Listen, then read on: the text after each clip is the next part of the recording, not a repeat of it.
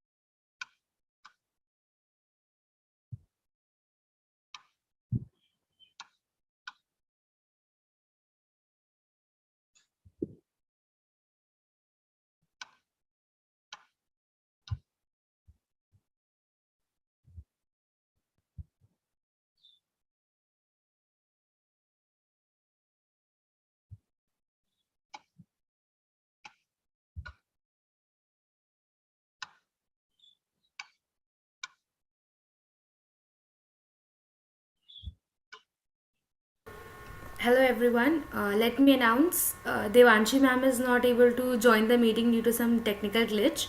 So I'll be formally starting the meeting now. The only way to discover the limits possible is to go beyond them into the impossible.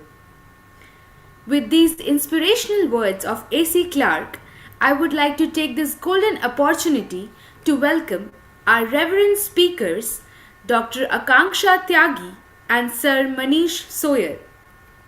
Our two speakers have notable achievements in their respective fields.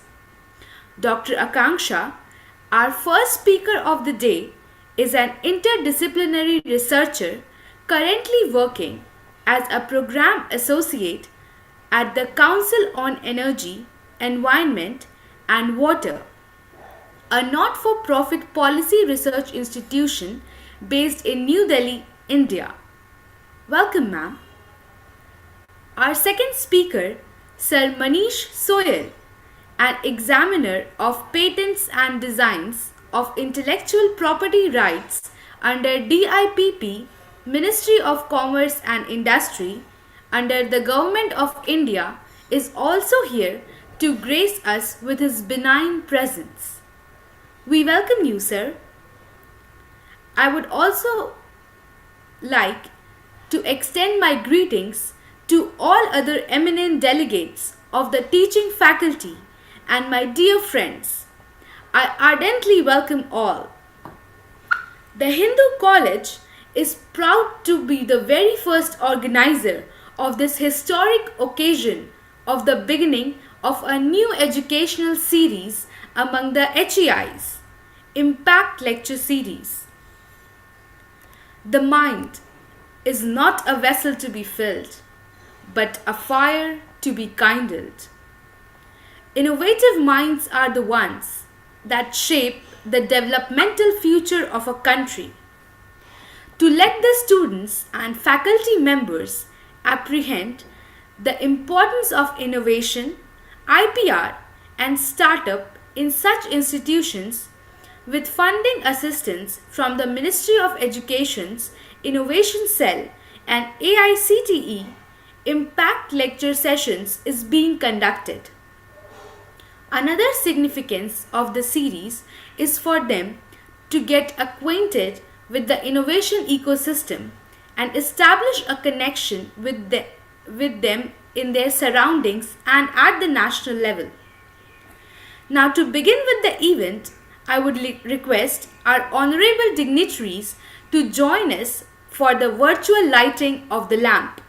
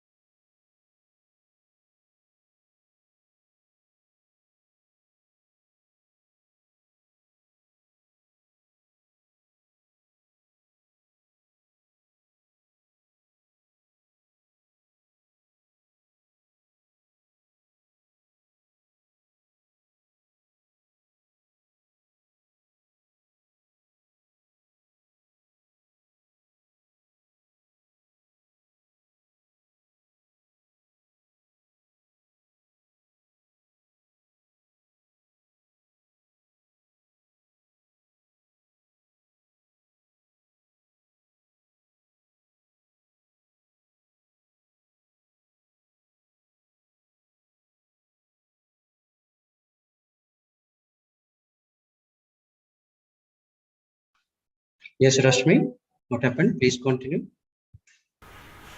Okay, sir.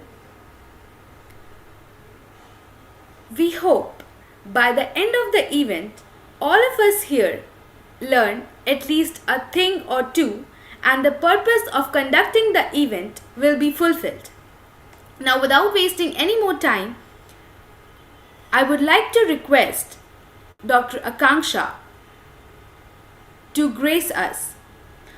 But before that, let me tell you, request you to take a glimpse at this short video to know more about the Hindu College and the Innovation Cell. Can we please have the video?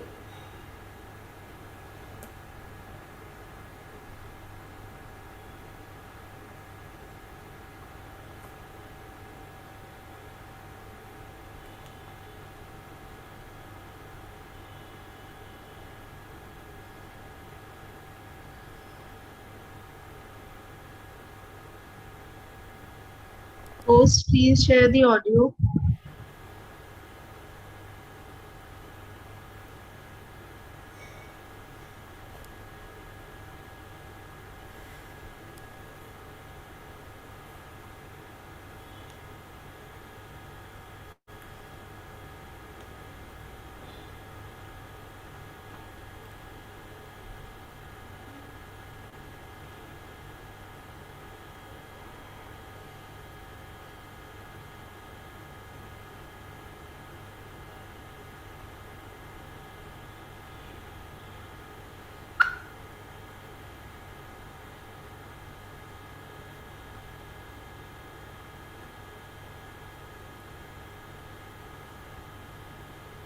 The video credits.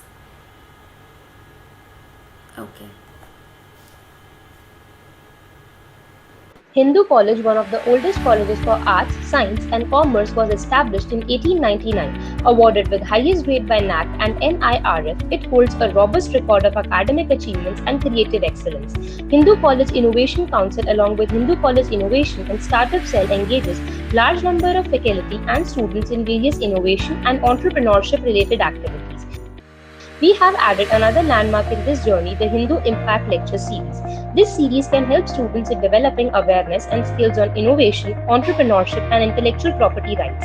The lectures in the series will sensitize and motivate students to pursue innovation and startup during their academic. This would also help generate awareness on innovation, IPR, and startup in such institutions with funding assistance from Ministry of Education Innovation Cell and AICTE. So to kickstart the first session of Impact Series, we are delighted to have with us two young and inspiring speakers that are here to inspire and motivate us. As our first speaker, we have with us Dr. Akangsha Thyagi. Dr. Akangsha Thyagi is an interdisciplinary researcher with expertise in material and analytical chemistry. She is currently working as Program Associate at the Council on Energy, Environment and Water, a Delhi-based not-for-profit policy research think tank.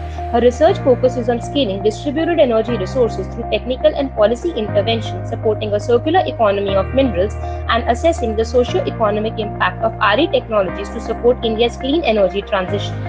Before joining the council, she was a postdoctoral researcher at ESICT, Kyoto University, where she developed new photocatalytic routes for organic synthesis. Dr. Akangsha Thyagi holds her doctorate in Human and Environmental Studies from Kyoto University, Japan. She is an alumna of IIT Hyderabad, where she completed her MSc in Chemistry. She is an alumna of Hindu College University of Delhi, where she completed her education in Honours Degree in Chemistry. She is an avid table tennis player and ardent Agatha Christie fan. Today, we all are fortunate to have such munificent personality with us.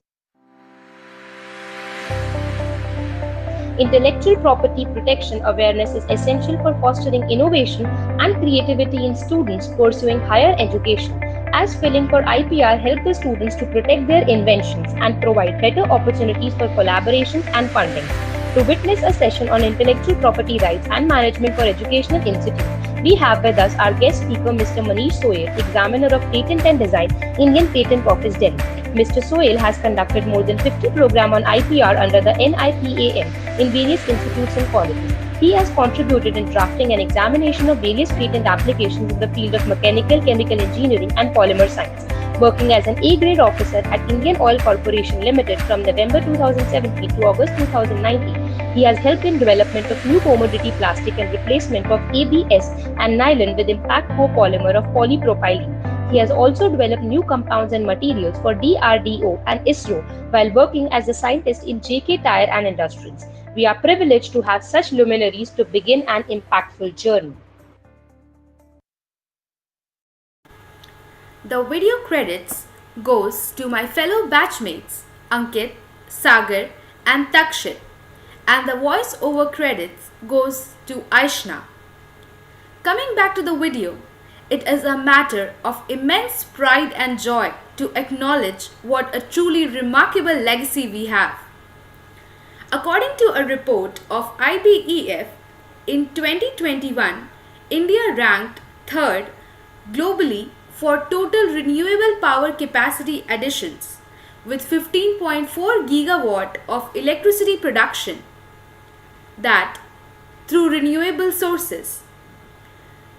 However, what is true to be inferred from the given data is that despite the increased production, India still produces just 11.3% of what is produced by China, ranked number 1, though our population inevitably remains comparable and thus the demands. Hence, a significant improvement is of dire requirement. Our forthcoming speaker, Dr. Akangsha Thyagi, will further enlighten us on the said issue with her lecture on the title Unlocking Green Job Opportunities in India's Clean Energy Sector, and make us understand the importance of switching from non-renewable to renewable resources from our experiences and perspective. We invite you, ma'am, to address your gathering. Thank you, Rashmi. Hope I'm audible well. Yeah, ma'am, you're audible. Could you also confirm if my screen is visible? Yeah, your screen is also visible. Thank you. Good morning, everyone, and it's an honor to be at this platform. Respected Divyanshi ma'am, Lalit sir, and all the faculty members who have joined in, and the students who have joined in for the session. Thank you for taking out time. And as I was saying, it's a privilege to be at this platform and contribute my bid for my alma mater. Today, I will be speaking you about. Actually, I will be introducing you to two alternate professional careers for graduates in science, humanities, and different disciplines that are not so conventional and are not so they don't have that popularity among the youth. I'll skip this part as the video actually captured my journey so far, and thank you so much for that. I'll straightly dive into the agenda. So India is undergoing a clean energy transition. India has committed to achieve net zero emissions by 2070, meaning that a country has decided that by 2070 they will not be emitting any more carbon compared to what they are consuming. So with these sectors, there is an opportunity to have a new professional career. The career could be in public policy advocacy, and it could be by participating in these industry itself. I'll introduce both of these professional careers by speaking about three pillars. First is, where are the opportunities in this sector? What sort of opportunities are offered? What are the skills required to grab these opportunities? And what are some of the renowned players and institutions in these sectors where youth today can find themselves employable? So first, I'll talk about public policy advocacy. Public policy advocacy is done by think tanks. Think tanks are a bridge between academia and policymakers. They are institutions and organizations who have an independent voice and ensure that all the academic research is broken down into comprehensible and easy language so that policymakers can take informed decisions. Policymakers are essentially our government, specific ministries or departments therein that produce either detailed guidelines or roadmaps to achieve a certain objective.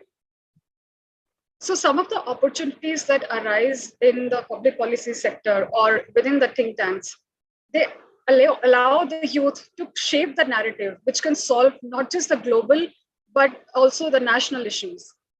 They allow one to drive impact at scale, and they have a competitive remuneration.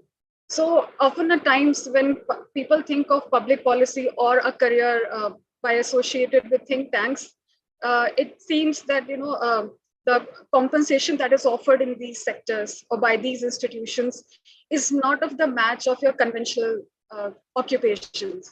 But that's not true. The public policy sector and the think tank culture has improved considerably in India, and people who are part of these institutions do get competitive remuneration, and these are often at par with what you can get in conventional sectors. And just to reinstate the impact that you can create by being part of these think tanks is you can shape the policy, you can shape the narrative and discussions among the governments, among the specific ministries, so that a wider public good is achieved and the decisions which are taken are informed, data driven, and are impartial and transparent. Some of the skills that are required to be part of this sector are, of course, you need strong research and quantitative, both qualitative and quantitative skills. Now, these will differ depending on your sector or depending on the sector you are contributing to. So if you're working in pharmaceutical sector, or if you're working in energy sector, if you're working in finance, so you will have different sets of quantitative and qualitative skills. But irrespective of the sector, you should have a strong research background. Communication and visualization is again very important part of the skills. You as someone who is part of the think tank, their objective is to collect all the information and do some research what is happening in the academic sector already or something which you are originally promoting, and break it down to communicate it to the public as well as to the policymakers. So in order to do that, you should have excellent communication skills. Data visualization is also something we should be good at, because people don't understand numbers and a lot of like a heavy text document. What can be more appealing is, let's say, a detailed infographic, some good charts, some interactive visualization that you can offer. Because by those tools, you can actually ensure that the message you're trying to communicate, the learnings you're trying to impart are actually grasped by the public, as well as can be used by policymakers, because they don't have time or even mental space to decipher all that heavy text document or a lot of numbers. What can be best for them and most efficient for them is if you can break it down into simpler terms so that they can use it with immediate use and take decisions, informed decisions.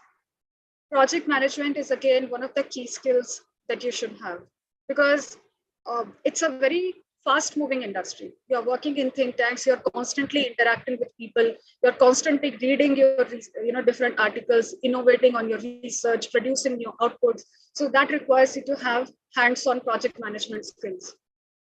And of course, networking. You should be able to network both with the industry and academics, as well as develop your connections within the ministries. Because only when you have access to these 3-4 pillars, the general public, the industry, and the policymakers, you can drive an impact.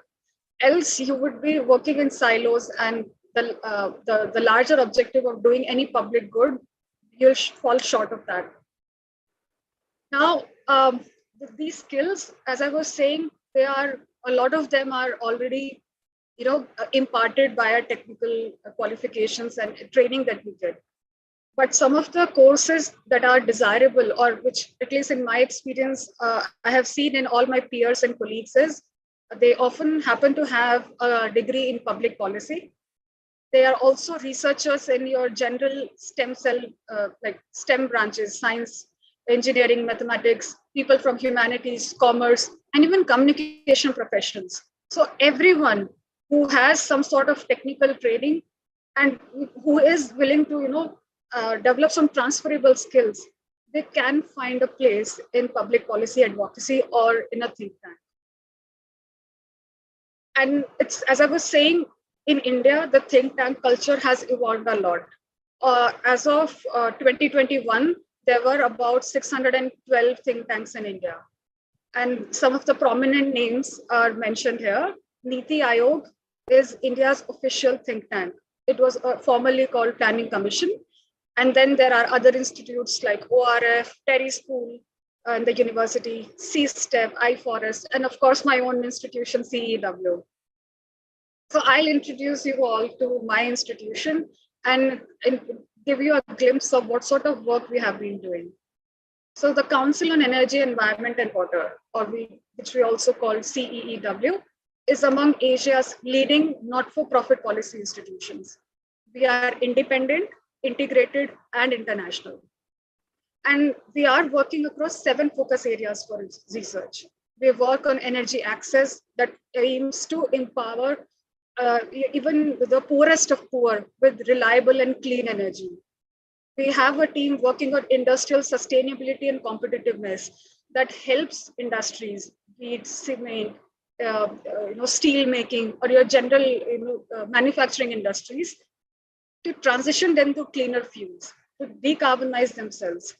We have teams working on risk and adaptation, which ensure that the most vulnerable of the public can can protect themselves from climate crisis, can be resilient, adapt to different climate adversities. So we also focus on that. We have a team working on power sector that solves for the issues in your power sector, be it billing inefficiency, revenue recovery, or some even technical issues. Let's say you are not able to integrate a lot of renewable energy into the system. You're not able to upgrade your network, make it more flexible or dynamic. So they also solve for such issues. We have a dedicated CW Center for Energy Finance. Now, this institution, this focus area or the center itself, it ensures that the clean energy sectors which are coming up in the country, they have access to finance. The new policies or financial instruments that are created are favorable for these sectors, so that whatever plans we have for the sector, be it to increase the capacity, be it to improve the access, be it to have new technologies in the ecosystem. So all that can be enabled by finance, and that finance is available to everyone.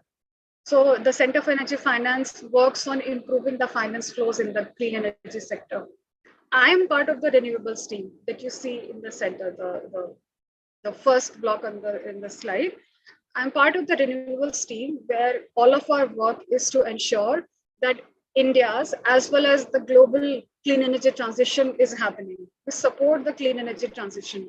We track the markets, what new technologies are coming up, how feasible they are, what are the socio-economic benefits which are created by the technologies, and how can you ensure that those benefits are availed by everyone? And overall, how can you make clean energy technologies more responsible and inclusive? So we have a huge team, about 160 plus people, and we started our operations 11 years ago. Our team is led by Dr. Arunabha Ghosh. He's an eminent personality who is also chairing several international boards on climate change action plans.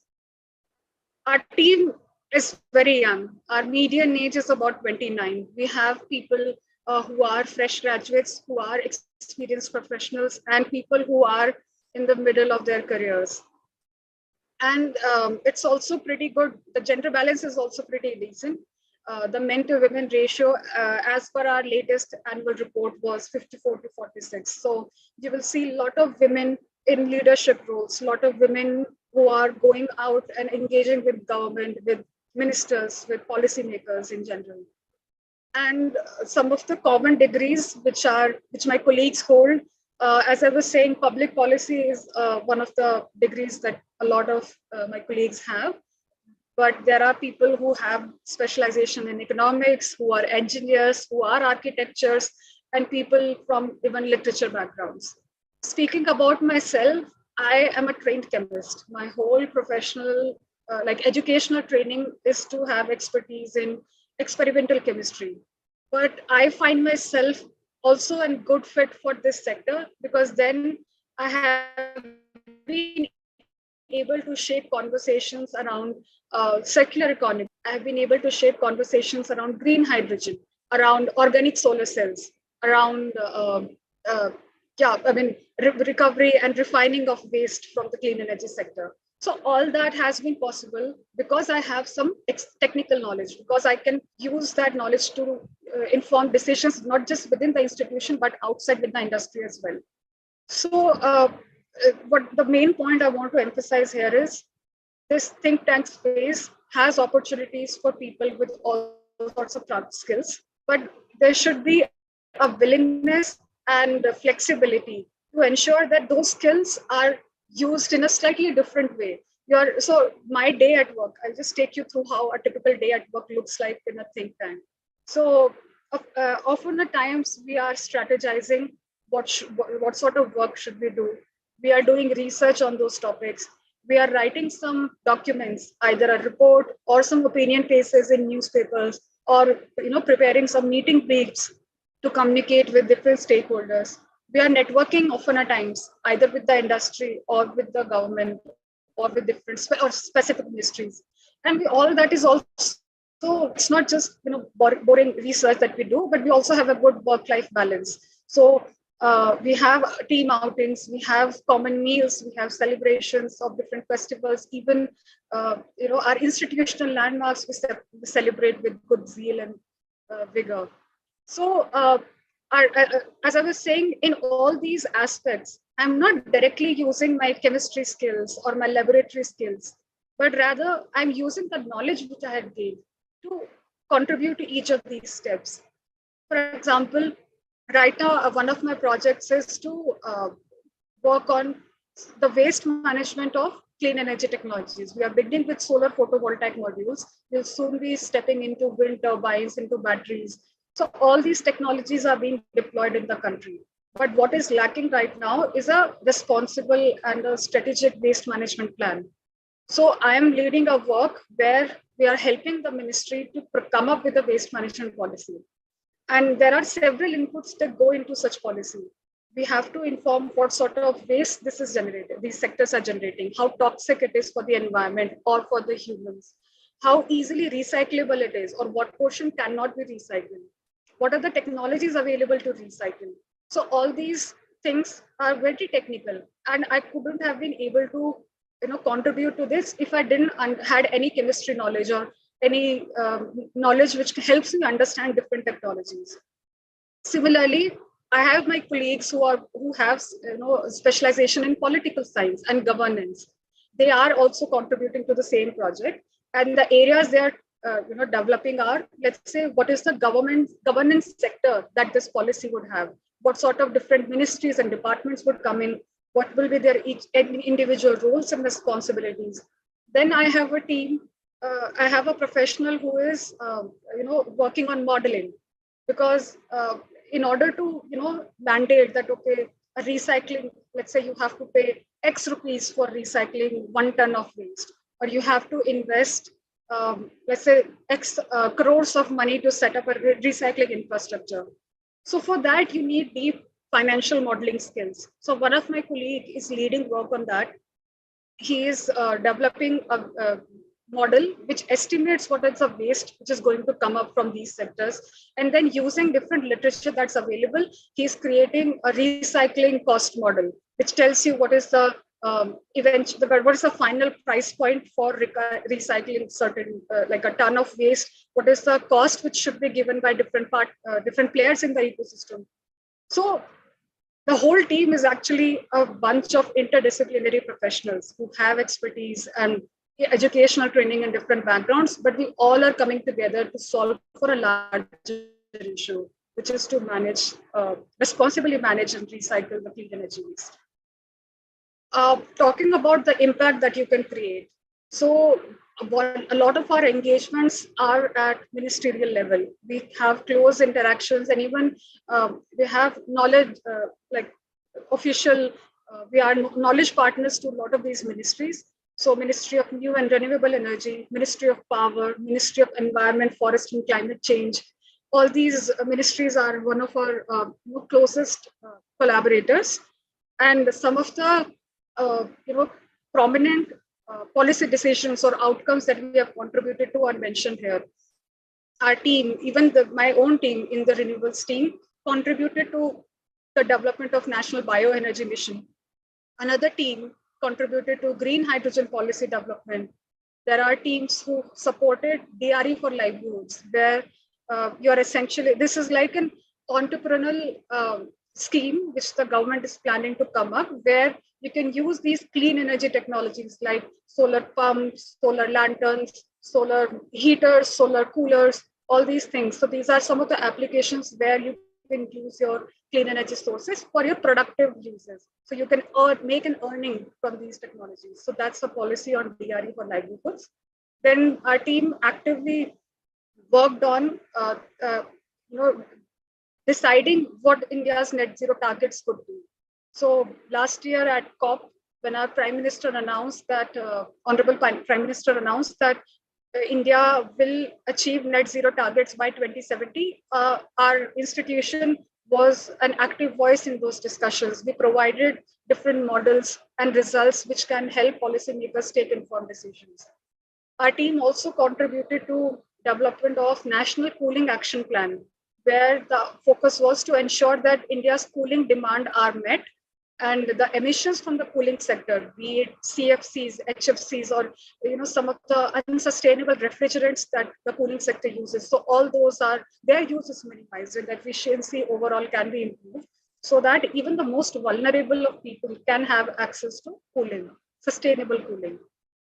The International Solar Alliance, which India actually led its formation. So our institution also had a key contribution in those discussions. We helped the government in identifying the solar potential in the country, identifying the early year targets, and help propagate the idea among nations who have similar solar potential. So all those discussions were also moderated and informed by our institution.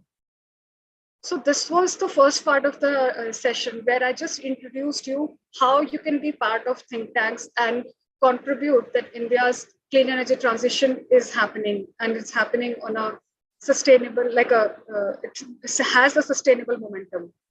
The second sort of employment opportunity lies in the industries which are created from these clean energy sectors. So the renewable energy capacity, India already has 113 gigawatt of capacity installed. It is installed in the form of solar energy, wind energy, biomass, small hydro, and several other small forms like waste to energy. This is the capacity as of now, and by 2030, the total capacity would reach 500 gigawatt. This is a target we have set for the nation. Parallelly, there are several new sectors that are coming up. We have an energy storage sector coming up, which targets both battery as well as non-battery technologies. We have electric vehicles coming up in the country. We have ambitions and plans for green hydrogen. And as I was saying, for recycling, how do you manage the waste which is coming out for this sector? That's the new sort of industry which is coming up.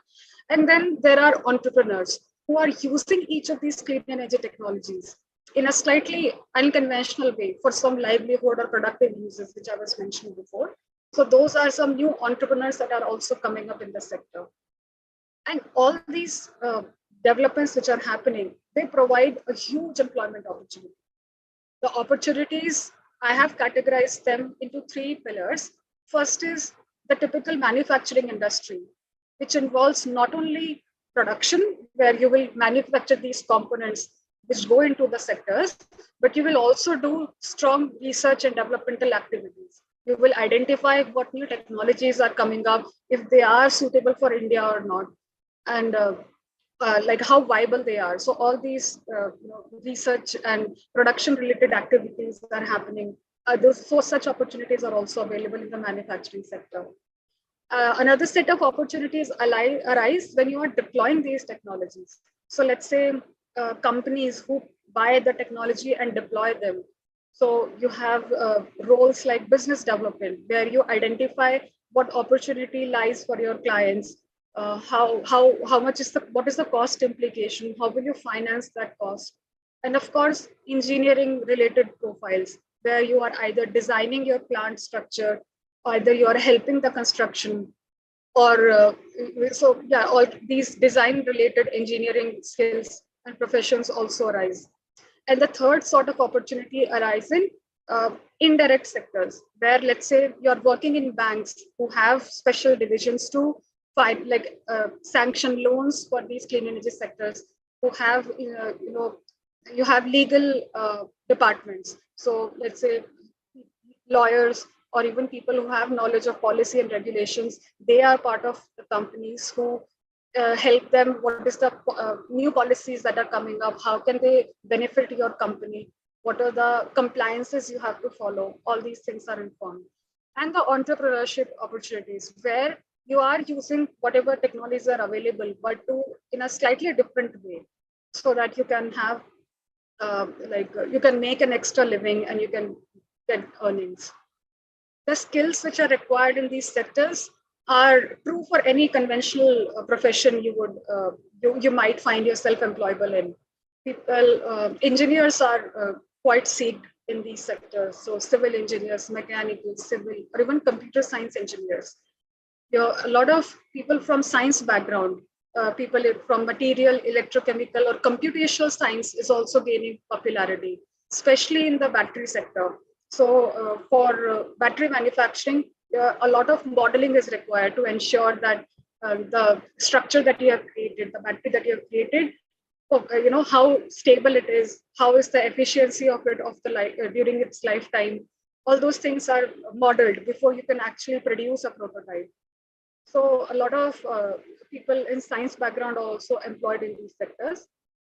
Then, as I was mentioning, project management and financial analysis skills, people having background in law and regulations, political science, governance, those also are seen in even the clean energy industries. Some of the players which are prominent in the clean energy sector are all your major companies like Tata, Adani, Reliance. They all now have a separate clean energy division. You might hear names like Tata Solar, Adani Green, or Reliance New Green departments. So they all are targeting different clean energy technologies, but it's just encouraging to see that you have heard these names before, but in a different sense.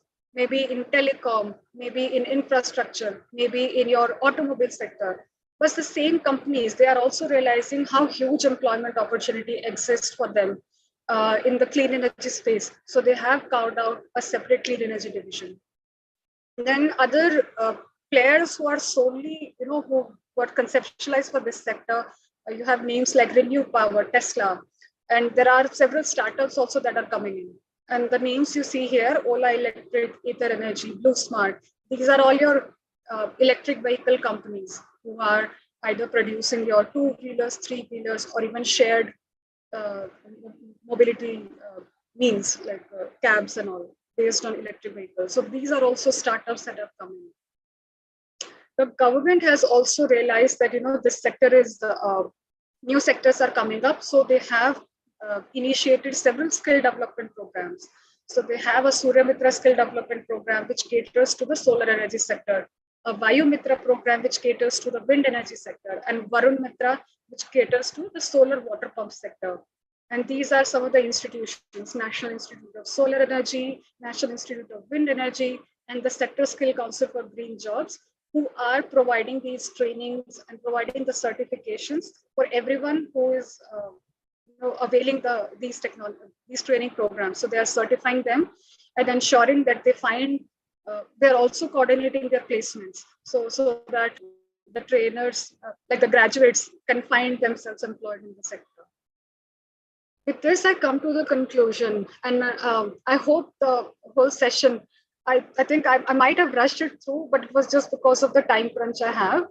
So I hope that with this presentation I gave, I'm able to convince you that there is a huge employment opportunity which is coming up because of India's clean energy transition.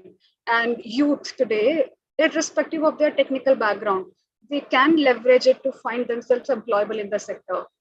These industries are all job intensive. They would require new skills, but all these skills, you might not even have to start from scratch. You already have some technical background, so you can upskill and reskill yourself. And there are opportunities for all sorts of skilled professionals, depending on which route you take. Either you do that by being a policy advocate, so that you are employed in think tanks, or you are an entrepreneur, or you are part of the sector itself. You can find yourself employable. And one of the the big how to say the buy-in for you, like the biggest push this has is you have the by being part of these sectors, you have the ability to influence and impact. So you can have opportunities to have interactions with ministers, with industry heads, or even with the general public. You can be a voice that drives impact on ground, and you can contribute to the larger good. You can contribute to the fight against climate change by being part of these sectors. And to, like, where should you begin? If that's a question, I think a lot of us would have. So the first thing is, if you are a graduate right now, you can get a master's degree in public policy. Or if you are already a postgraduate, you can choose to again go for a public policy degree, which will just this is solely for the think tank sector, but it will just give you an exposure as to what goes into policy development. What are the different perceptions you have to take care of, how to balance the interest of different parties. So all those exposure and trainings you can get by getting yourself a degree in public policy. And there are several institutions globally and in India who have reputation for having a good public policy course. If you are already a STEM, humanities, or a social science graduate, you can upskill yourself in data analysis or other skills which I mentioned before.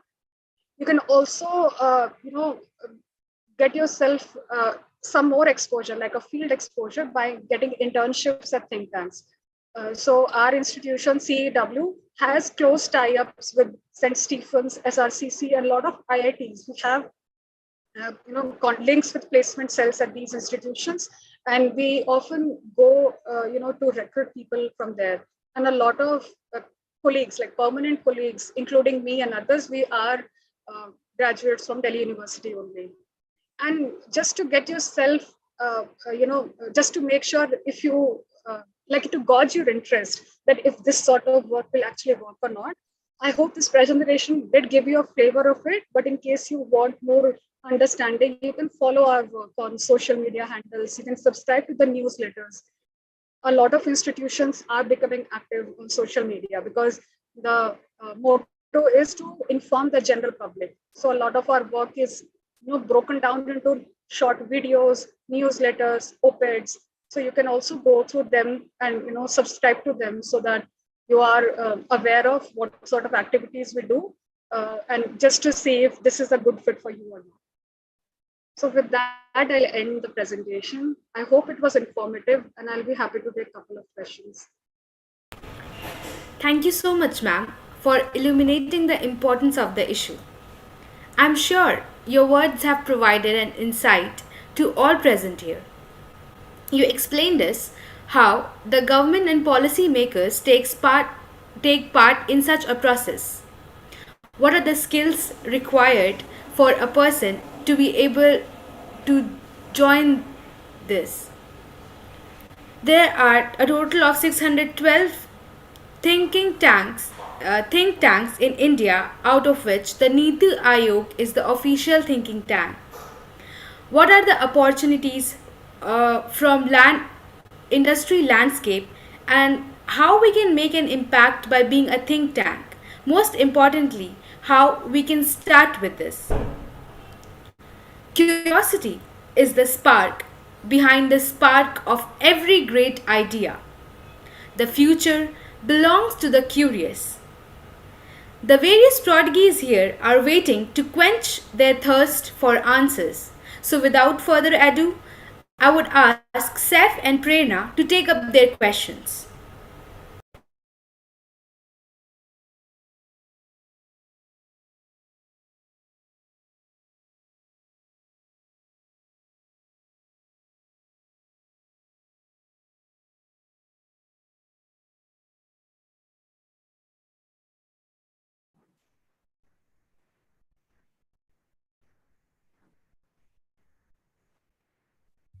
Prerna and Sawyer, please go ahead. So my first question. So Sawyer will be asking the first question. Yeah. So good morning, ma'am. I'm Seth from the Hindu College at CIC, and I will be asking you questions today in the Q&A session alongside my partner Prerna. I would like to say that the talk was fruitful and it has obviously left us with some questions. So without further ado, here is question number 1. So the first question that comes to our mind is that at the national level, the government has developed several skill development programs for clean energy. However, do you believe that additional training programs at the college level are required? If so, can you cast some light on those? Thank you, Seth. And this is a very important question, which government is also deliberating on. And they do realize that these training programs that they have created will only cater to a certain section of the population. They do have plans to integrate some of these courses and additional trainings at the university level. And soon you will see notifications coming up. They are targeting both, your universities, like the science or humanities universities, as well as your engineering colleges, IITs and NITs, to impart some of the transferable skills. Sure, ma'am. Prerna? Yeah. So second question is, since the green sector is relatively new, much of its growth is dependent on public perception. How can we improve the existing workforce perception of it while also ensuring a system that allows us to quickly retain these workers into the renewable sectors? Right. So if I understood it well, the first part is to improve the public perception around the sector. How can you improve the acceptance of the sector, right? That will go a long way. You need to have behavioral changes. You need to impart awareness in the general public. So that's why, a key skill that a professional in this sector should have is communication. Unless you can break these complex terms and these jargons into simpler terms, and you can help the public convince what sort of benefits and the larger good it can have on you, the public's perception and acceptance of these clean energy technologies will not change. And sorry, what was the second question? Second question was, how can we improve the existing workforce perception of it while also ensuring a system that allows us to quickly retrain these workers into the renewable sector? Right. So the first thing to do here is to communicate that it's not a threat. It's not like with clean energy technologies coming up, your conventional forces are going to wipe out. That's a misconception which a lot of people who are employed in traditional sectors, be it thermal power sectors or coal mining, they face. So it's a transition will happen, but it will happen gradually. And it has to happen in an inclusive manner. So the government and institutions like us and even the industries, they are planning to make the transition inclusive. They are creating strategies as to how we slowly phase down these conventional sectors, retrain the workers through these skilling programs so that they are again employable in the new sectors which are coming up. So last question. It's about talking about spatial mismatch. That is that most of the suitable wind resources are in southern and western India, while coal mining happens in the eastern part of India. How do we ensure equal and sustainable development for all the states across India? That's a very good question. We have to understand that solar and wind are not the only two clean energy technologies which are there.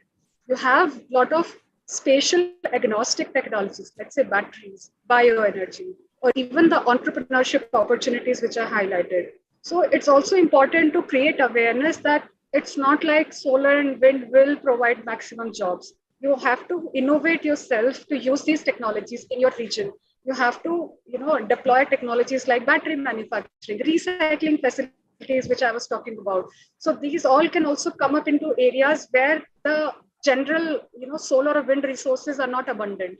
So if you can, the government is actually diversifying its energy mix. They are focusing on, they do recognize these issues, and they have plans of diversifying the technology mix so that everyone has access to the transition and find themselves, equally likely to take up the opportunities. Thank you, ma'am. Thank you, ma'am. Now let's move forward.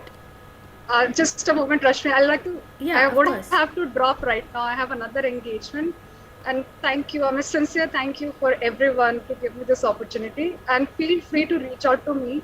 I already have my contacts with you, so you can also, reach out to me later in case you have questions. Thank you so much, Akangsha. It was very nice to have you, and thank you for putting in the opportunities in the green energy sector at such a basic and grassroots level for the undergraduate students to get to it. And we would definitely like to be more associated with you with internships being carried out between your institute and Hindu College, and I think that will be a very good opportunity to be connected. If you do have some suggestions on that, you can reach out to us and we'll also get back to you. And it was a pleasure having you, Akangsha.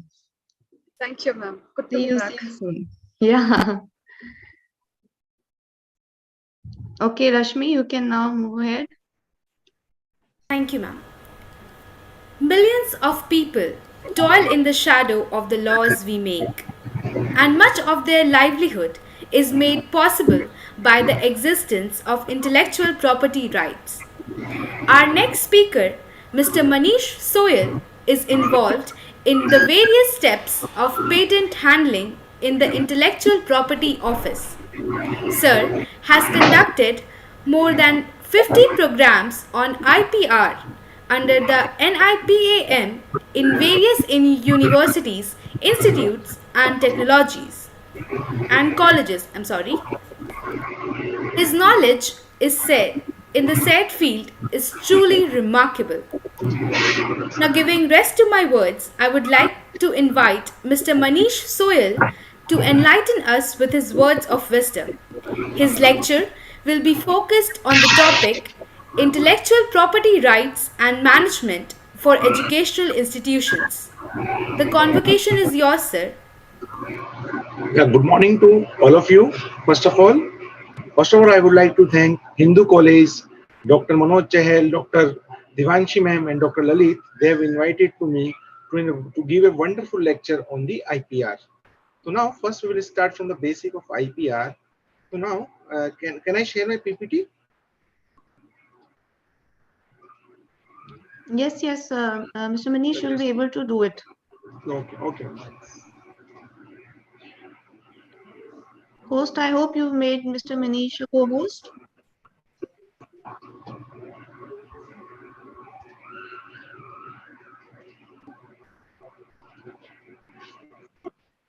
Now, first we'll start from the basic of IPR. To understand the IPR, first you should know what is the property right. So now property right means if your home, you have a house. So house documents are with you. You have a car in your home. So this car bill, car RC with you. So that RC, the document of government will show that this properties belongs to with you. Okay. So similarity, but one like we can say, if you create something like you create some product, okay, but government is not giving any right or any certification that this product is related to you, but government give one thing, the process, how you make this product, okay, by your brain, by your own resources, okay, that you can take a certificate from the government that you are the innovator of this product. So that's come under the intellectual property right. So now there are two type of property.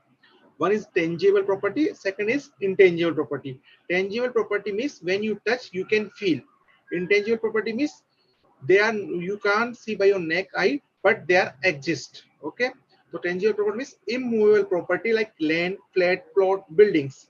Movable property, car, furniture, that all the properties that you can touch and feel, that's come under the tangible property. But intangible property means patent, design, copyright. They all are exist in the market, but you can't touch and feel. Okay, that's come under the intangible property. So now intellectual property comes under the intangible property.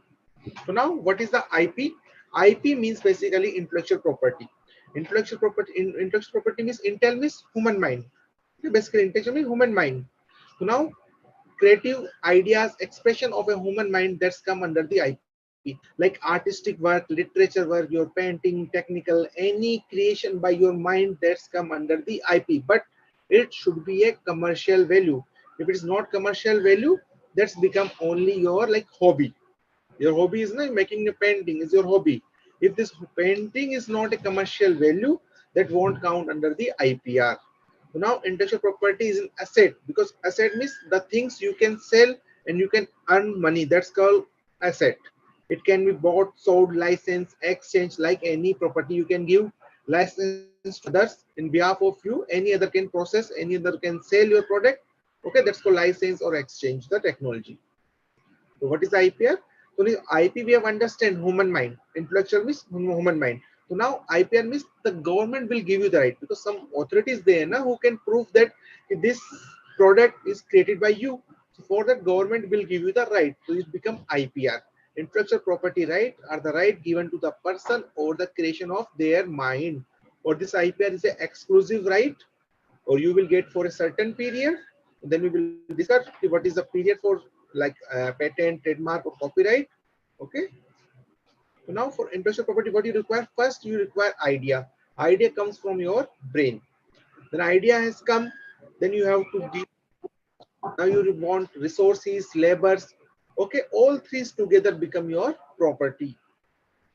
Why you need IPR? Because nowadays in the market, pirated movies are there. If you see Nike shoes, first copy, second copy, local shoes are available in the name of Nike. Okay, people are copying from the originality.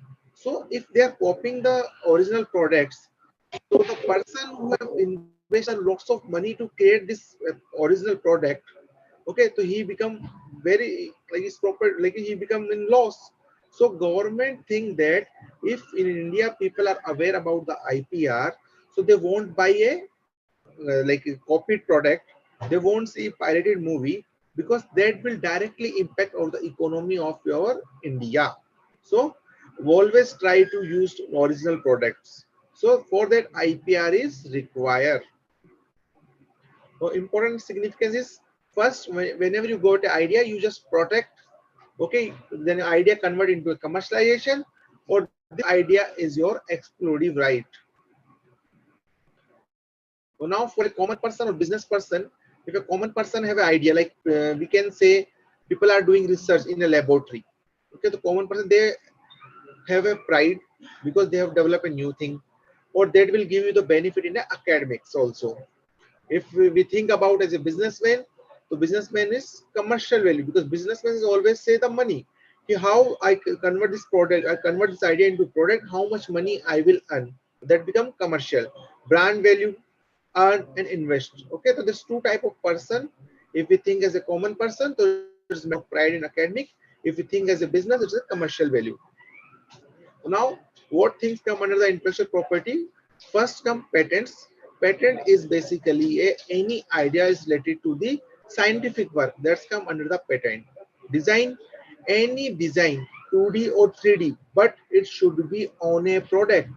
If you are drawing a painting, but this painting is in drawing, but it's not applicable on a any product. Like if you use a mug, so now if you see in the mug, like couples pics are there on the mug, cars pics are on their mug. But this they, if your picture is are not applicable on any product, that won't be count as a design. That counts as a copyright. But if your design is a commercial value and you can apply on any article, that's become industrial design. Trademark, MACD, Nike, all the logos if you see, that directly indicated about any other company, that's come under trademarks. Trade means basically business, mark with sign. So business ka sign basically. Geographical indication, if you see any product itself tell about the location, origin of location, that's come under GI. Kashmiri apple. So apple itself tell that this apple is originated from the Kashmir. Darjeeling tea. The tea is from Darjeeling. That's come under the GI. Copyright, any purely artistic work. Purely artistic means literature, movies, dance composers. If you written any book, that's all come under the copyright. In the this IPR latest come is semiconductor integrated circuit layout design. This is basically related to your motherboard. You see any mobile motherboard or any laptop motherboard is there. So some gold lines structure are there. The gold line structures are come under the integrated circuit layout design. So that also comes under the IPR. Okay. So now this is a simple Canon camera is there. In a single Canon camera, how much, this is 6 section of IPR. So we will see how much among 6, how many are related to this camera. So now first, because autofocus mechanism of patent, this is subject matter of patent. Trademark, logo of Canon. Copyright, whenever you buy any electronic items, always you got a manual. So this manual is a copyright. The design of this camera comes under the industrial design. Okay, the motherboard of this camera also comes under the SICLD Act. Okay, if we take another example of Apple, the logo of Apple, it's come under the trademark. Design of LED patent. Body of the design of body of laptop, Design Act. Okay, user manual, copyright. This layout circuits come under the SICL design. So now first we'll start about the patents. Patents basically, you see, we can take patent is granted by the government of India. All the IPR rights are granted by the government of India. For what purpose they have granted? For an invention, for your creativity of your mind. To whom they have granted? The inventor who invented this idea. Okay, or inventor assigned to other person. Is a territorial right. If you create your idea in India, so you have a right in India. You can sell the product in India only for. Okay, but if you want to sell your product in USA, America, you have to file your patent application in America and Australia also. Okay, this patent term is 20 years from of the date of filing. When first you disclose your idea in patent office, from that day you have a 20-year rights, exclusive rights. You can sell this product, you can create this product, you can commercialize this product. You have only the owner of that product. Okay, so now invention, what can we patent? Okay, the government of India will see that na, what type of we can patent. It's not like if you make a machine who will help the robbers or thieves, they can easily sell your items from your house. Means easily break the lock of your house. Okay, that won't be come under the patent. So now invention in all fields of technology, whether products include apparatus, machines, device, chemical products or process, if they meet the criteria of okay, if this IPR, if we consider criteria of novelty means new. If we are considered IPR means intellectual. If your creativity is new, that become your patent will be passed. After the patent, if your disclosure is new, your idea is new. So now after that we will check the inventive step. Inventive step means, I will take example like fan is in the market, light is in the market. If somebody combine the fan and the light, okay, so the light fan come light is available in the market. They are novel, they are new because this idea is new, but they are not inventive because all this technology already exists in the market. Okay, so if already exists in the market, so why we will give inventive step? Because it is the obvious already available fan and light. Okay, so this fan and light pass the novelty criteria of patentability, but they have stopped in the inventive step. For inventive step, you should be new technology. Basically, that should not be non-obvious or involve technical advancement. Okay, and your idea should be applicable in the industry. Means you can convert your idea into a product. Okay, but if you make a new gun, okay, but that won't be patentable. If you make a missiles for DRDO, for our defense purpose, that won't be a granted because they all will harm the human. So the things are which fall under the atomic energy, under the DRDO, won't be patentable. So invention which are not patentable is against the natural law. Any invention which are against the natural law, public morality, that won't be a patentable. Any mathematical model like Java coding, .NET coding, Python, that's computer programming that are not patentable. Any traditional knowledge like haldi's work as a antiseptic that we know since 2000 years ago. Okay, that should not be a patentable because anything which are available in traditional knowledge that are not be patentable. Any invention related to atomic energy, that also not a patentable. Okay, now that are the famous inventor or invention is there. This pankha machine is an efficient of pankha pooling machine. That is the famous patent. First patent is George Alfred D. Penning. Okay, like somebody asks tomorrow, who invent the telephone? You will take the name of Graham Bell. Why you will take the name of Graham Bell? Because Graham Bell has a patent right. First, he has filed this patent of telephone. Aeroplane is Wright Brothers. Okay, that are the famous patent in the worldwide. Come to the Indian terms, Nano Car. Okay, Nano Car have a patents in the name of Tata, that is from India. Hepatitis vaccine is invented in India. They have a right for 20 years. They can sell in India. Jaipur food, the mechanism of this Jaipur food comes for patent. Okay, but the design also is involved in this Jaipur food. The design of this food also come under the Design Industrial Design Act, and the mechanism of this food come under the patent. Okay, there are the other example of patent. This LED light, this card reader, this drone. Okay, this shower cap of a baby. That's all are under the patent. So, okay, if you have an idea, you have written this idea in your paper. Okay, all the criteria as per you, all the criteria is fulfilling the criteria. But how a normal person can file a patent?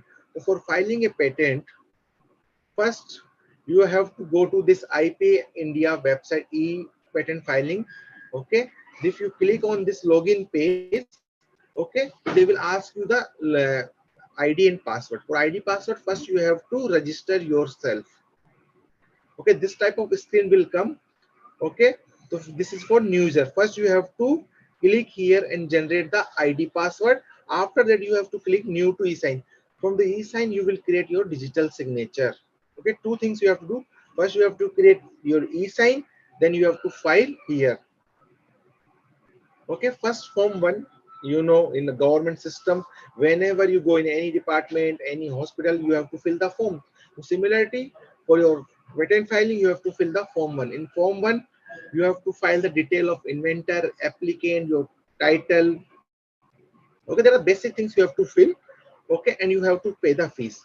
And now come to form 2. Form 2 is basically the detailed invention of your research, your invention. Okay, for that you have to make title, background of the invention, particularly if any drawing is supporting your invention, you have to attach brief discussion of your drawing, brief discussion of the invention. You have to fill as per the form 2. Okay, now you have to claim basically the heart of a patent. So now in the claim you have to write the main things you want to claim. Okay, for that you don't require to pay any fees. Okay, now form is required detail of foreign filing. If you file patent in India as well as USA, Australia, then you have to give a declaration in the form 3. Okay, after all these 1, 2, 3, 4, 5, you have to file form 18. This form filing you have a time, since like file within 48 months from the earliest priority date. Priority date means when you file your invention into a patent office. Okay, that is called priority date or filing date. So you have a 48 months. Okay, within the 48 months, anytime you can file form 18. Form 18 basically request for examination. You are requested to the office. They will examine your application. Okay, so now after September 2021, this educational institutes are come from this block to this block. It means government have given 80% reduction. 80% reduction is given by the government to education institutes to file a patent, because to September 2000, before to September 2021 they have to file 8,000 rupees for form 1, 20,000 fees for the examination. It means total 28,000 rupees as the education institute have to pay. But now government have given rebate to all the Indian education institutes, so they have to pay only 5,600. If you see the how much revenue lost by government to improve the IPR section in educational institutes. So now government have one criteria is there, expedite examination. Expedite examination means like if a chain of patent is like now in patent office, examiner examine the application as per deadline, first come first service. If a request for examination is come today, oh sorry, before 1 month. Okay, so he will check 1 month before application first. Okay, so similarity, but when you file an expedite examination means if you file today expedite examination, your priority is first. That's called expedite examination. But government have kept on the criteria who can file this expedite examination. Any startup, small entity, applicant is a female. If any applicant is a female, that expedite examination will be considered. Department of Government and other government subventions. India has a ISA IPI in PCT. This is called for PCT applications. Now, one thing is also added here. Any education institutes also can file the expedite examination. Okay, that is amended by the government of India. So now patent application processing is there. Very simple processing is in our office. Applicant for patent filed by the applicant first. Now we will do the screening. Screening basically means we will decide that if this your application, your idea is come under the chemical division, electrical division, mechanical division, or biotechnical division, or we will check that your invention won't be harm any other person, any public morality, okay, or that should not be related to atomic energy or defense purpose. So that will come under the screening or classification. If invention related to atomic energy, we will send the atomic energy for the permission. If DRDO related, we will send to the DRDO for the permission. Okay, after that all the criteria is met as per the patent act, then we will publish. Okay, if you file form 18 for request for examination, then we allot it to the application to the examiner. So now examiner examine your application. He will generate first examination report. In this first examination report means the objections as per the act you are not fulfilled, they will give you in the first examination report. Then you will government will give you 6 months. In the 6 months you have time to reply this examination report and remove all the objection or made the criteria of examination report. Okay, then you submit, then your application again examined by the examiner. Okay, if your application is right, then you will directly grant, your patent will directly grant. Okay, but any issue is there, so controller will give you the chance for hearing. Okay, in hearing you have to give answer all the queries. Okay, then controller will decide that your patent will be grant or refusal. That is a simple process. Okay, so now nowadays in within the 2 years you will get a grant patent. Okay, so now come to the design, industrial designs. Industrial design, simply you have to understand what is the design. Feature of shape, configuration, pattern, ornament, composition of line or colors. Okay, that should be designed, but applied to any article, that all are should be applied to any article that become design. But any feature, shape, configuration, pattern, ornament, composition of lines or colors, but they are not applied to any article, they become only the your painting. Okay, but if you applied onto any article, they become industrial design. Like the car design, it's become industrial design because initially you design a car in any software. Okay, this software design comes under the copyright, but if you apply it on any article, that become industrial design. So what is the like article in India? A single word definition or many definitions are there in a single word. Okay, so if we take the example of article, what is the article? Article means any article of manufacture or any substance, artificially or partly naturally. Okay, if you take a picture from the nature, okay, that also come under the design or come under article, but it should be applicable to in a product. Original in relation to design means originating from the author of such design. It should be new. Basically, it should be new. Okay, that are the example of design. Sofa design, watch design, cycle design. This is your mask design. Okay, that's all are the example of design because they all are the products. Okay, all are the products. Consumer products. Okay, that all are the industrial design. Textile designs, ornament designs, ring designs. Okay, the diamond design, that's all are come under the designs.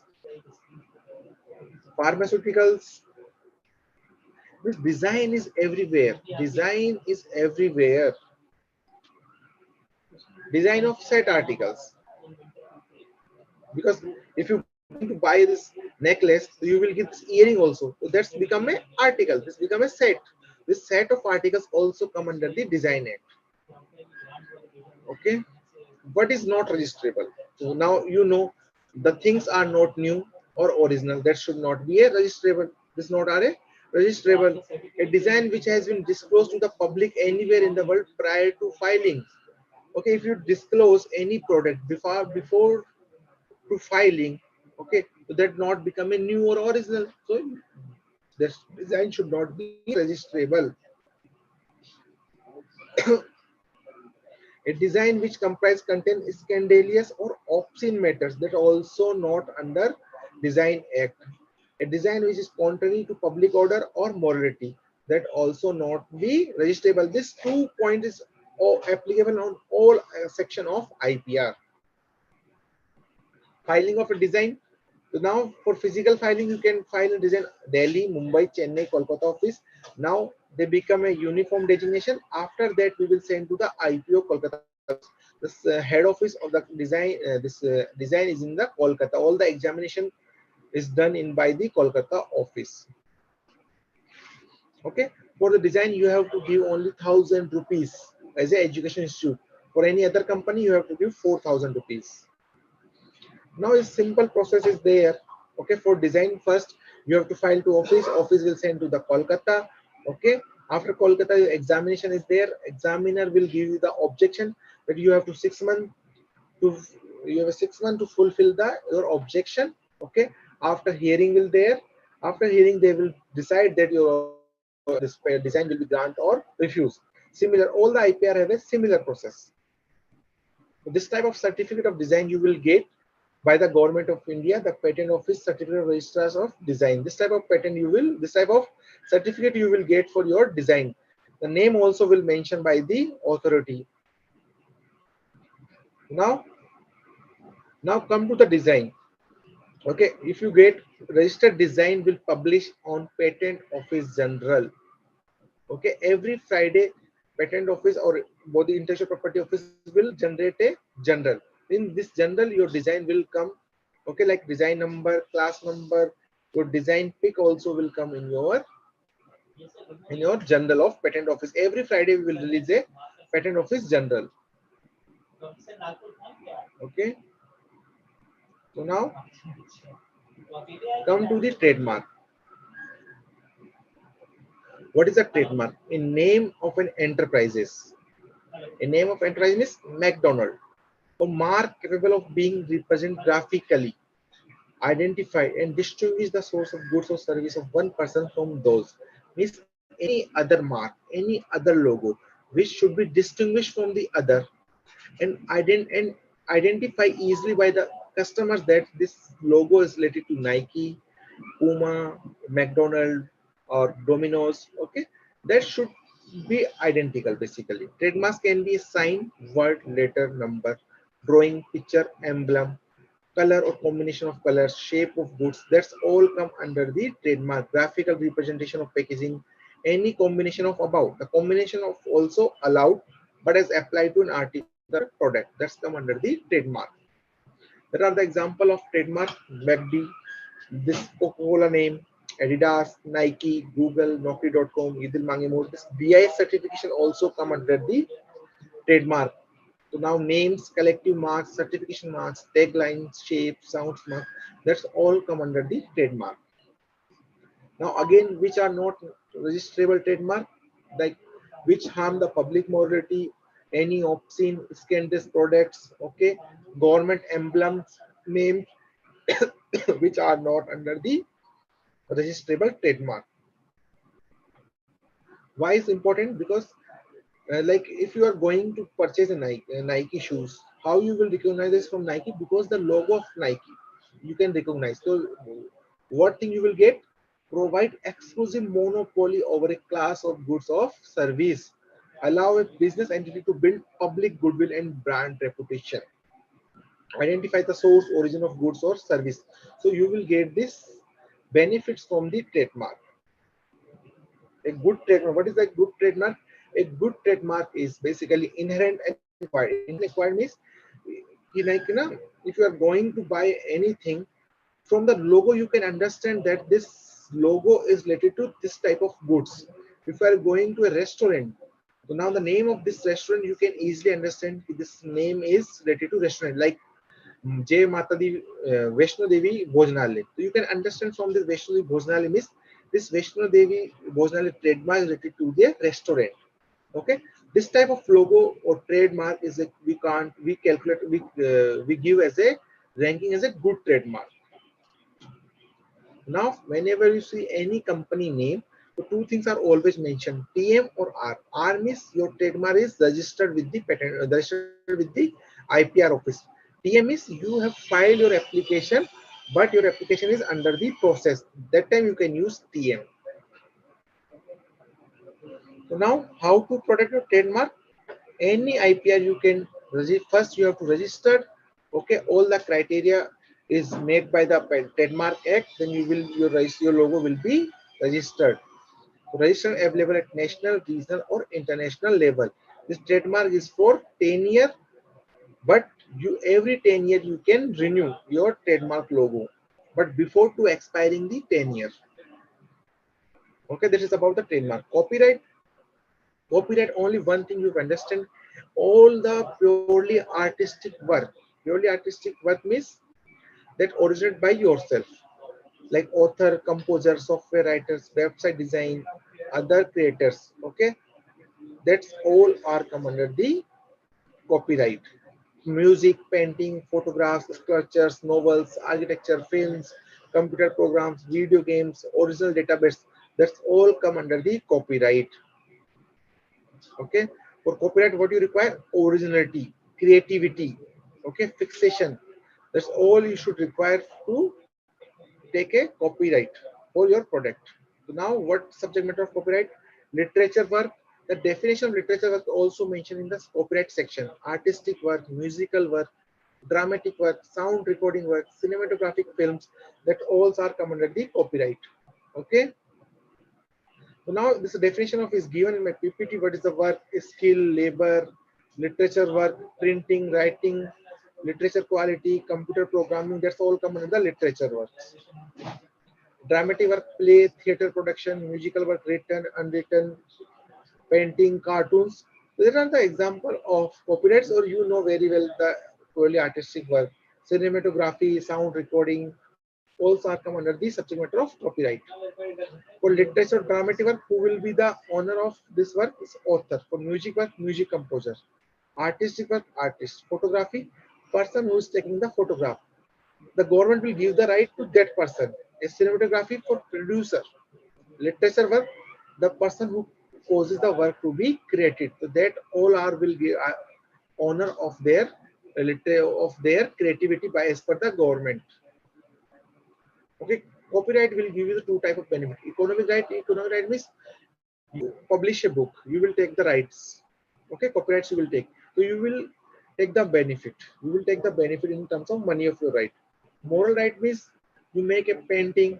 Okay, you give to other person without any money.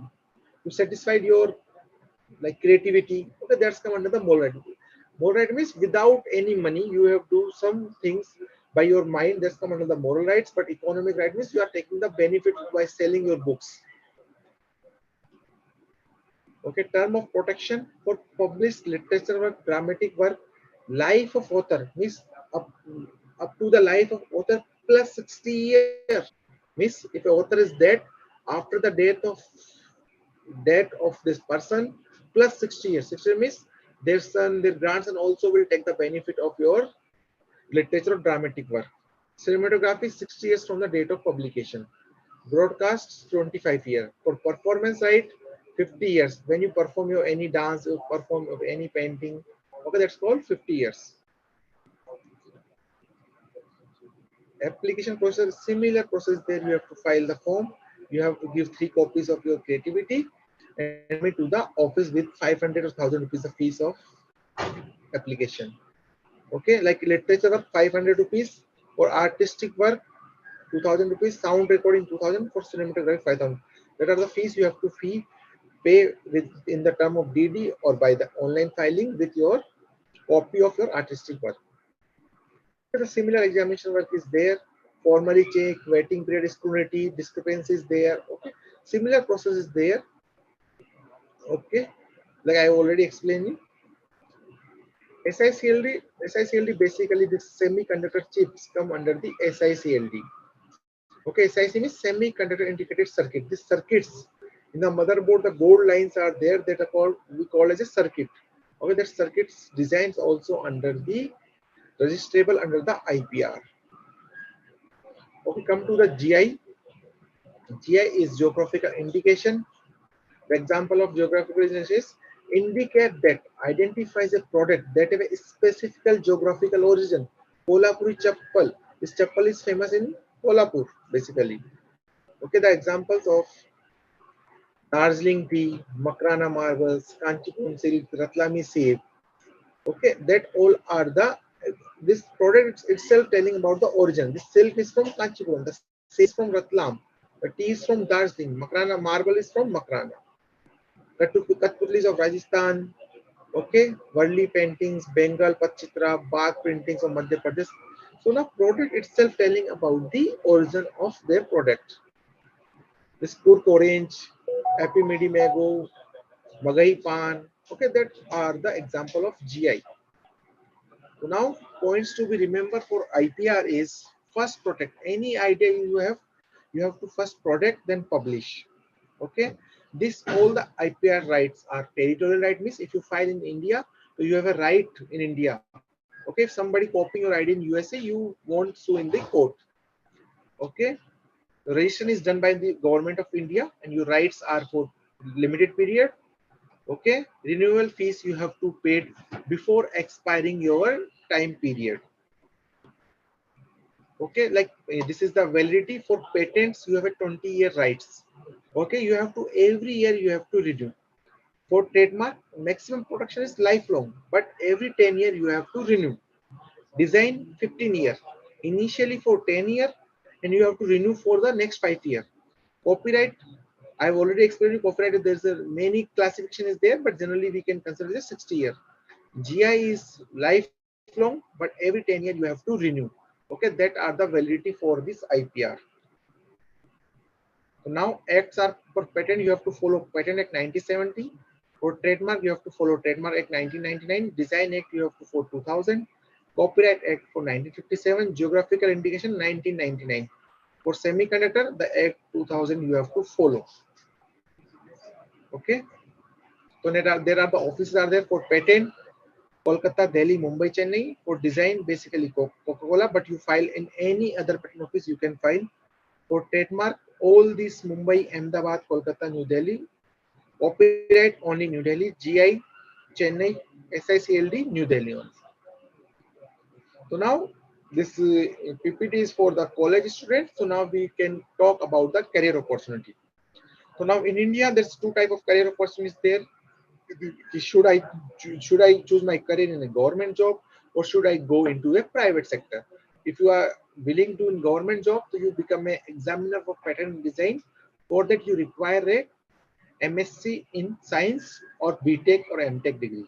Okay, the recruitment is as per the stream wise is there. For examiner of trademark and GI, you should require LLB. For copyright, you also require LLB degree. For others, patent agent, you require scientific degree and you have to pass exam, which is conducted by the government of India in every 2 years. Trademark agent, JRF, SRF. Now in India, many patent facilitation centers are there with very big companies are there. If you are qualified patent agent, you can easily join in this sector. Okay, so that are the private sector opportunities. Now this IPR is a growing field. Okay, now government have stabilized one institute is there, Rajiv Gandhi National Institute of Intellectual Property Management. If anybody want to know details about the IPR, patent, trademark, design, or practice as a career, so he can join.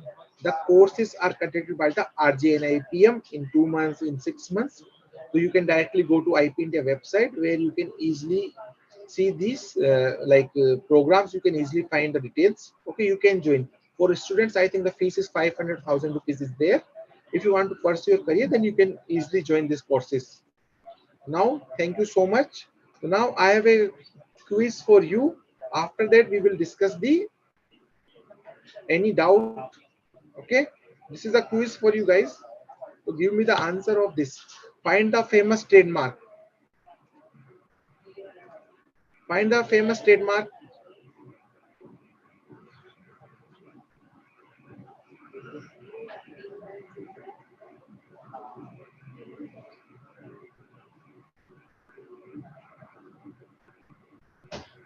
Find the famous trademark from this cube.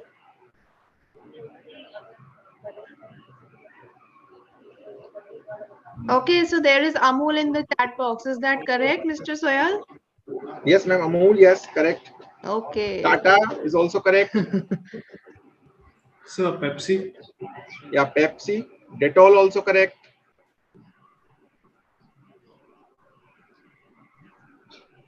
Any other?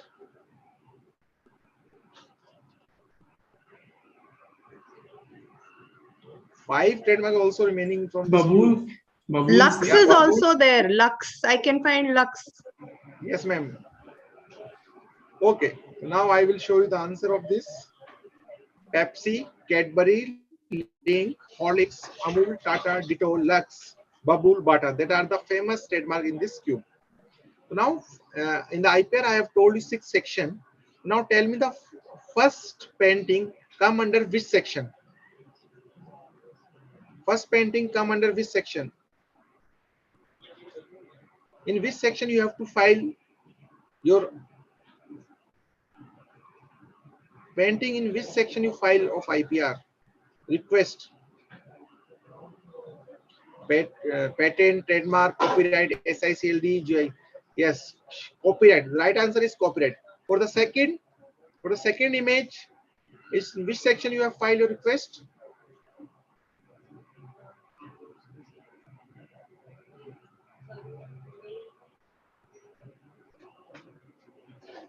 Yes, design is the right answer. For the third,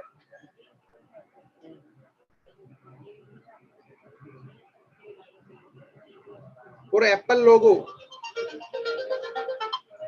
for this Apple logo, trademark, distillery, and this Coca-Cola logo and bottle, the design of bottle of cola, under which act you have to file your request?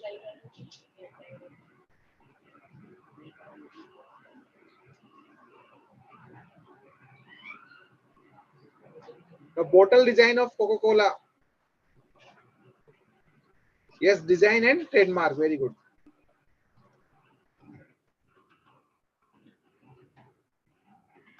Okay, what protects the intellectual property created by the fashion designer? If fashion designer create any creativity, under which act you have to file your request?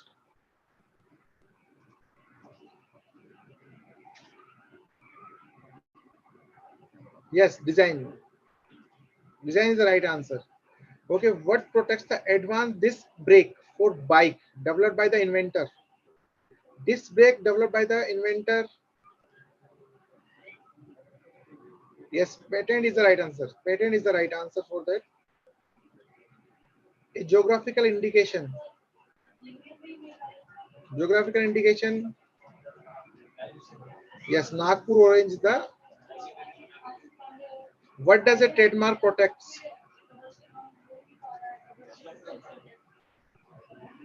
What does a trademark protects?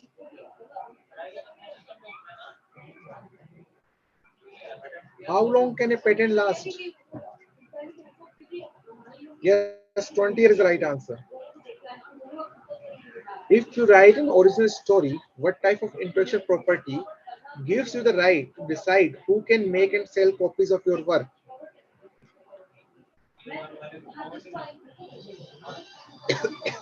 Yes, copyright is the right answer. Imagine a cricketer sets up his own company to sell his own range of clothes. What type of intellectual property can be used to show that the clothes are made by his company? Yes, trademark is the right answer. If a company develops a new technology that improve its main product, what type of intellectual property can they use to stop others from copying their invention? Don't copy the invention. Yes, patent is the right answer. Now, thank you so much.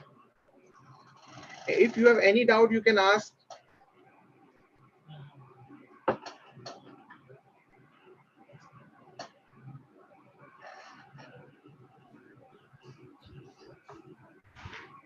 Saif and Prerna, you can please take up the questions if there are any.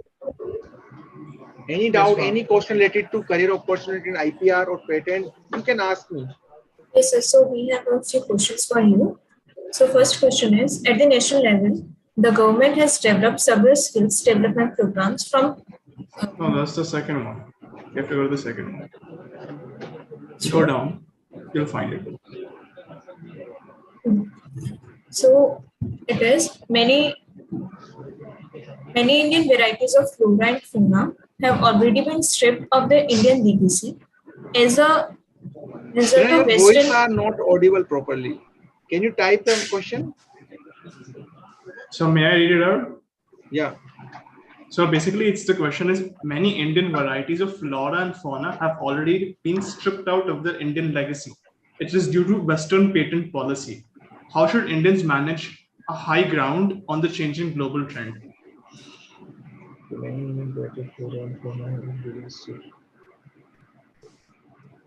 Yeah, that's a question. Okay. Now, Indian patent policy are different from the other like China, USA. Okay, we are following basically our patent policy are very good compared to other policies in the worldwide. Okay, in the last year, worldwide, people have appreciated the Indian patent policies. Okay, so that is why Indian legacy we can say. Yeah, okay, Indian legacy are better than other Western countries, I think.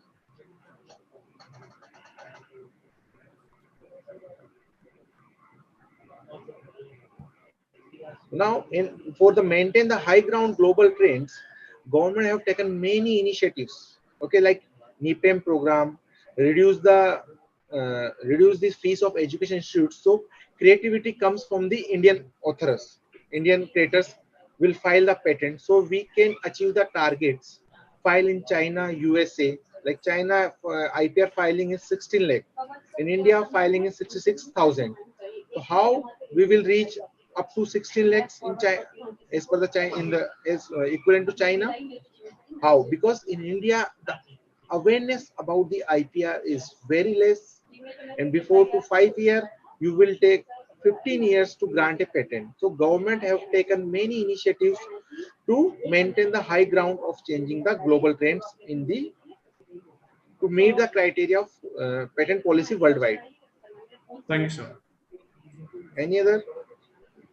Yes, sir. So, is there any effort with the advent of NEP to make IPR a part of the curriculum of higher education?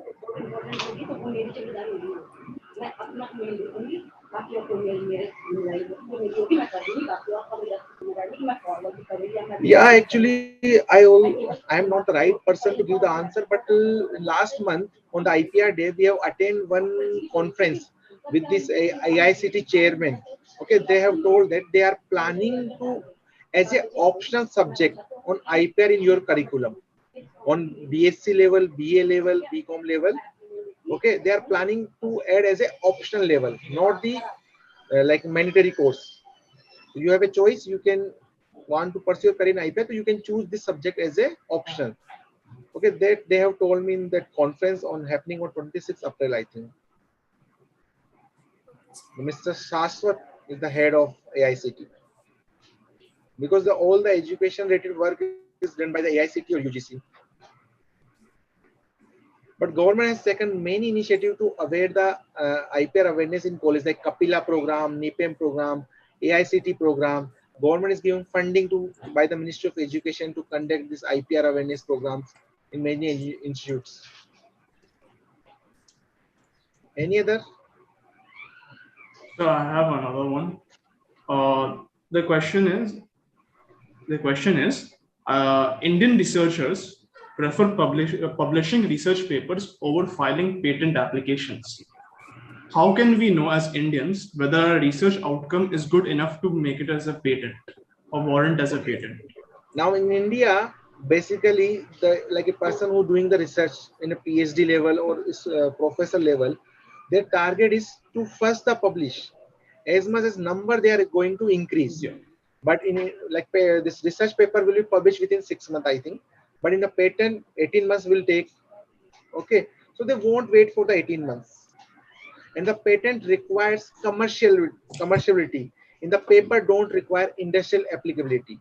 There is a difference between the paper and the patent. Patent require industrial applicability. Whatever you develop in your laboratory, that should become a product in an industry. But the general is not required. So people prefer general over to patent. But general won't give you any commercial value, but patent is always give you the commercial value.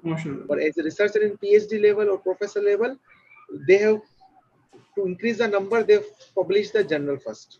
Makes sense. Thanks. Any other? Rashmi question is, why is patent time limited? How do we know the investor of certain commodities if the policy has been extended for only 20 years? Rashmi, the patent is for 20 years because like some person have made a cancer medicine. Okay. Now government will give the 20-year rights to person, he can sell the cancer medicine by their company name. Okay, but if within the 20-year other company won't be search the cancer medicine. Okay, so now cancer medicine price will be increasing slowly. Okay, so that very difficult to achieve as poor person to take this medicine. Okay, the government give only the limited right. So you have invested the money, so you can take the many benefit with the 20 year. After 20 year, any person can use your idea. That is the purpose of limited period. Or in the 20 years, the technology is also outdated. So he has to file new patent for another technology. If time period won't be there, so a person who make the telephone, so now other companies won't be make the telephones. That's the right is required to make a competitive market. Yes. Any other?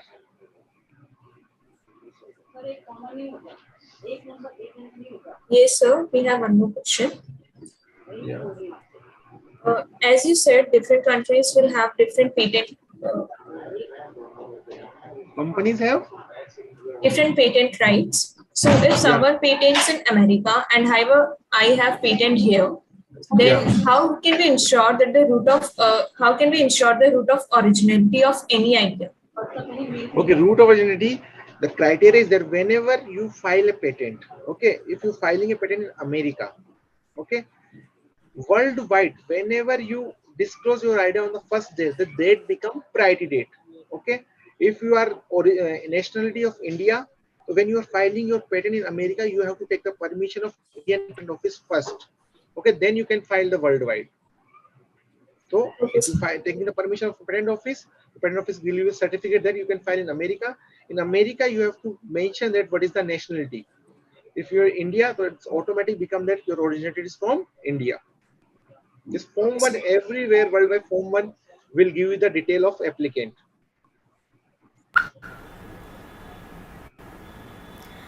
Thank you so much, sir, for your valuable insights.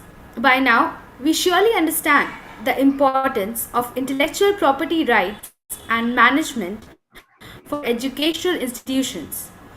You explained us what is intellectual property, what are intellectual property rights, types of IPR, need of IPR, information about patent process, do's and don'ts to follow while opting for patent rights, the consequences observed after a patent is filed, information about trademark, copyright, and about the examination process, etc. Thank you, sir. With this, we have come to the end of the event. I would like to request Anshika to take the stage. Thank you, Rashmi. I'm honored to take this opportunity on behalf of all the members of the organizing committee to propose the vote of thanks for today's incredibly informative lecture by Dr. Akangsha Thyagi, the Program Associate at Council on Energy, Environment and Water, as well as Mr. Manish Sawyer, the Examiner of Patents and Designs, IPR Delhi at Indian Patent Office, Delhi. The greatest threat to our planet is the belief that someone else will save it. With this quote by Robert Swan, I would sincerely like to thank Dr. Tyagi for being with us on this platform and enlightening us about the green job opportunities in India's clean energy sector. India is pioneering a new model of economic development that could avoid the carbon-intensive approaches that many countries have pursued in the past and provide a blueprint for other developing economies. Herein, like ma'am said, the think tanks and policymakers play a very important role. We were thankful to know about the various skills like networking and project management that are necessary for the best think tank route to the public good. We also got to know a lot about CEEW and how such institutes are highly important to ensure responsible clean energy technologies in the country. We were intrigued to know about ma'am's day at work and how the life of a think tank looks like. We are very excited for the recycling cost model as well. It was enthralling to know the contributions made by ma'am and her team towards government projects such as the National Cooling Action Plan, the International Solar Alliance Plan, etc. The Government of India made a commitment to transition to clean energy in its power sector through several nationwide targets, such as reaching 450 gigawatts of renewable energy by 2030 and a nationally determined contribution commitment of 40% renewable electricity capacity by 2030. And we are proud to know that India has already installed 113 gigawatts of renewable energy capacity as of May 2022. We all know that clean energy provides a variety of environmental and economic benefits, including a reduction in air pollution. Ma'am's lecture has given us deep insights into the world of clean energy and green jobs, along with showing us the pathway of various opportunities and skills in the fields of manufacturing, deployment, and entrepreneurship. It's reassuring to know that major companies in India have a separate clean energy division. The various national skill development programs like Surya Mitra, Vayu Mitra, and Varun Mitra are also amazing opportunities of training to strive towards the clean energy transition. I'm pretty sure that the precious knowledge that Dr. Tyagi shared with us today will definitely help us all in our future careers because of, as ma'am stated, the ability to influence and impact the problems at our personal levels as well. People recognize intellectual property the same way they recognize real estate. People understand what property is, but it's a new kind of property, and so the understanding uses new control surfaces. It uses a new way of defining the property. I am very much exalted to have the opportunity to be grateful for the words of wisdom shared with us by Mr. Manish Sawyer. I am very sure we have learned a lot about the importance of intellectual property rights and what they define for educational institutes in India. Sir made it very easy to understand the very fact that the certification from government to prove that you are the innovator of the product comes under intellectual property rights. Intellectual property is basically the ideas and expressions of human mind that have commercial value. Intellectual property is an important legal and cultural issue. The most innovative space we've seen, the internet, has been the place where intellectual property has been least respected. Hence, as Sir emphasized, the need for IPR is enhanced to protect our ideas so that it is our exclusive right. Intellectual property is a key aspect for economic development.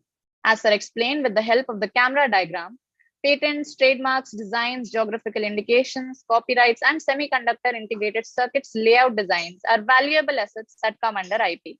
Sir also cleared the confusion between all the different IPs. He explained how patent is an exclusive monopoly right and also clarified what can be patented and what cannot. We also got to know the various rebates the government has offered for the educational institutions to file patents, and Sir also beautifully elaborated how to file a patent. Sir's refinement of designs and articles, what is registrable and non-registrable, how to register a design, trademarks and their subject matter, their process of registration, their importance and how to protect them, copyrights, their subject matter, the importance of originality for a copyright, economic and moral rights under copyright, as well as the application and examination procedure, SICLD, and finally GI, under which the product tells us about its own origin. One of the most important thing, according to me, that Sir mentioned is to first protect, then publish. I am confident that Sir's lecture has been a great deal of information regarding the value of intellectual property for educational institutions.